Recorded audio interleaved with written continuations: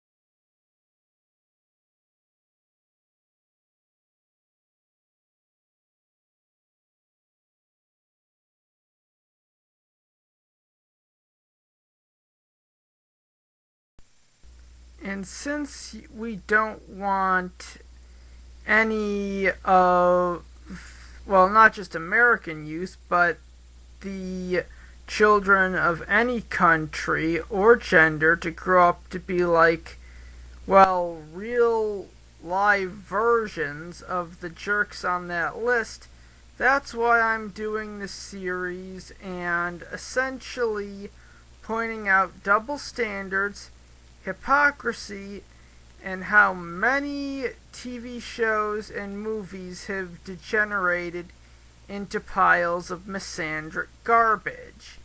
Note, I do like certain shows. I like most of the shows on this list, and it's not so much as a criticism. Well, it kind of is, but there are parts where these shows need to be improved.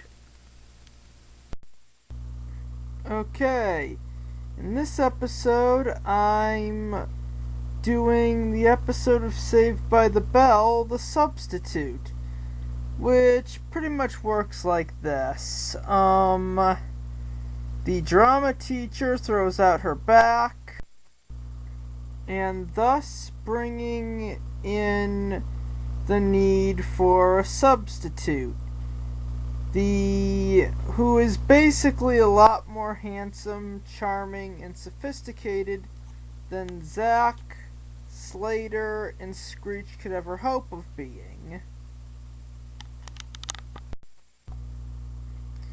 And this basically does get the attention of every girl in school. Well, every girl at Bayside.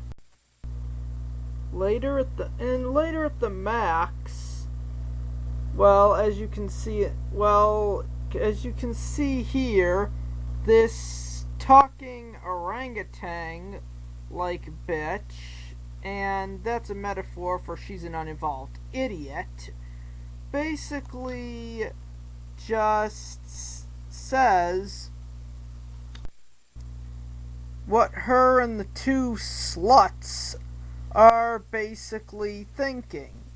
That Zack, Slater, and Screech are immature little boys, and that the drama teacher is a man and is not immature. And it accelerates past school grounds where slut number 1 and slut number 2 are basically, and even the talking orangutan are fantasizing about getting married to this guy. So the 3 boys basically try to hire an actress to pretend to be the substitute's fiance in hopes of getting their girls back. And when confronted, they explain their situation. Yeah, that ever since he came, they act like they don't exist. So the sub basically agrees to pretend that the actress, after giving her a call, is his fiance, and everything goes back to normal. In all fairness, this episode could have been written way better than it actually was. And yes, this is Saved by the Bell, the show that did PSAs, had all sorts of life lessons, blah blah blah, and had the big drug episode / PSA that Family Guy recently parodied because of how hypocritical it was. Well, now here's actually how you would do a better ending to this episode. Just have Zack, Slater, and Screech act like they have a crush on any other girl that's not these 3 bimbos, and act like they don't exist. Or pretend that what happened got them thinking they're working on schoolwork and they completely ignore them. Or bring in a girl that they pretend to have a crush on and set things up so that this new girl would be more popular than the cheerleading bimbo, dress better than the fashion model wannabe, and be smarter than the feminazi bitch. Yeah, and she'd have to be more attractive because Saved by the Bell was unbelievably shallow. Okay, well, as controversial as Saved by the Bell tries to be, and how intelligent and how they try to do PSAs to teach lessons and all that shit, an actual cartoon show made at least 3 to 4 years later actually covered this same exact scenario, but did it 10 times better. Tiny Toon Adventures did the Magnificent Three, in which Babs Bunny, Shirley the Loon, and Fifi LaFume view Buster, Plucky, Hampton, and every other boy at their school as immature. Fifi actually got invitations to a senior dance at another school, and it actually shows that the whoever was at this senior dance saw the three of them as kids.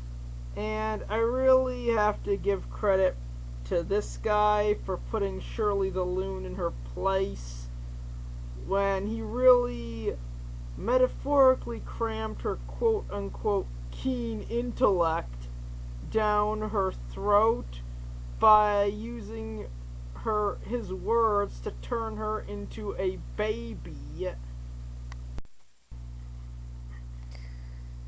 Okay, and basically the episode, after a really good horror reference, does end with Babs, Shirley, and Fifi learning that they're not really as mature as they think they are, and the episode ends up that well alone.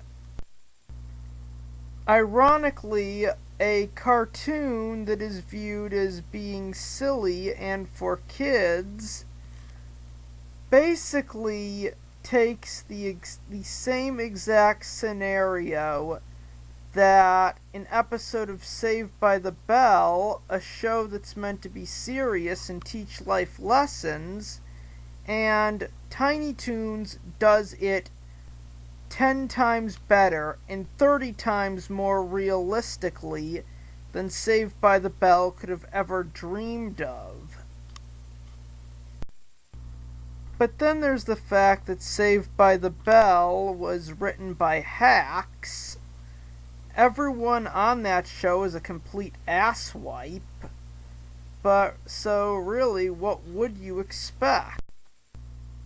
I'm just saying, the big problem with this episode is literally what pandering losers Zack and Slater are, going to such extremes to get rid of this guy. I mean, he's a substitute. He'll be gone in a week. I mean, Zack and Slater are apparently such shallow dickheads that they need to have a skinny girl on their arm to avoid looking like losers. That sends a horrible message. It teaches girls that all these boys you're around are immature, and it teaches boys that you're immature, but you need to have a skinny woman around your arm, or else, well, they don't fill in the or else part, but you see where I'm going. Hello YouTube, welcome to the official Season 2 premiere of Sexism in Movies and TV, and this is basically just a visual intro as to what I'll be tearing into today, just for the purpose of if you haven't read the description.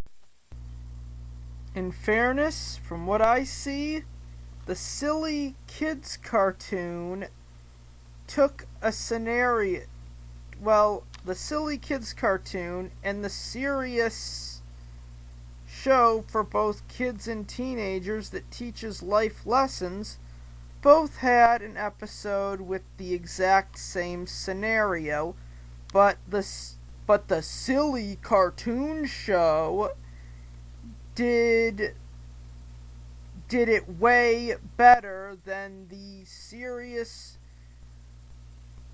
show or the sitcom that teaches life lessons or whatever you want to call it. And yeah, Tiny Toon's version of girls thinking boys are immature and trying to date a more mature male. Tiny Toons took that idea and did it infinitely better than Saved by the Bell ever could. And that's what I'm saying in closing.